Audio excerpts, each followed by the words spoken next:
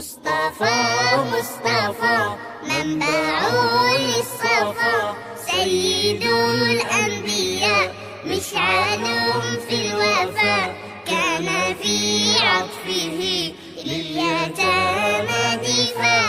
مصطفى مصطفى منبع للصفا، سيد الأنبياء مشعل في الوفا، كان في عطفه لليتامى دفاع.